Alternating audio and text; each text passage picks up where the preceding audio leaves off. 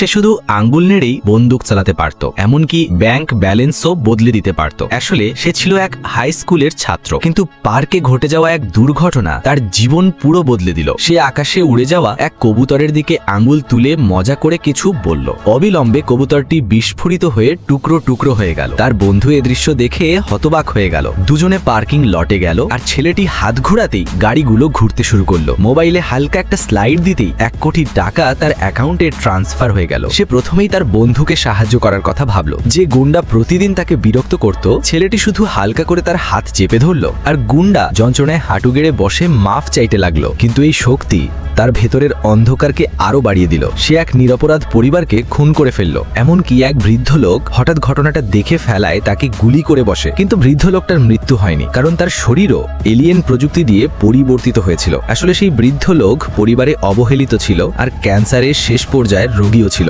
সেই রাতেই পার্কে একটি ইউএফও তার সঙ্গেও ধাক্কা খেয়েছিল। সকালে উঠে সে দেখল শুধু দৃষ্টিশক্তি ফিরেই আসেনি, শরীরও ধীরে ধীরে মেশিনে পরিণত হচ্ছে। তার হাতে বের হলো ইউএসবি পোর্ট, হাত থেকে বের হলো বন্দুকের মতো নল, আর পেটে জমে থাকা সুপের মতো তরল পদার্থ গুলি হয়ে ছুটে বের হলো। এসব দেখে সে ভয়ে কেঁপে উঠল। গলা ছুঁতেই মাথাটা মাঝখান থেকে খুলে গেল। ভেতরে এক ঝকঝকে এনার্জি কোর ঘুরছিল। সেই ভয়ে ভেঙে পড়ল। কিন্তু তখনই এক আহত পাখি তার হাতে এসে বেঁচে উঠল। সেই মুহূর্তে প্রথমবারের মতো সে জীবনের আসল উদ্দেশ্য বুঝলো, মানুষের প্রাণ বাঁচানো। সময়ের সঙ্গে সঙ্গে ছেলেটি সবচেয়ে ওয়ান্টেড অপরাধীতে পরিণত হলো। মিডিয়ার গালাগালি আর সোশ্যাল মিডিয়ার ঘৃণায় তার মায়ের আত্মহত্যার কারণ হয়ে দাঁড়ালো। তখন সে কসম খেলো, যে মানুষ তার মাকে গালাগালি দিয়েছে তাদের সবাইকে সে মেরে ফেলবে।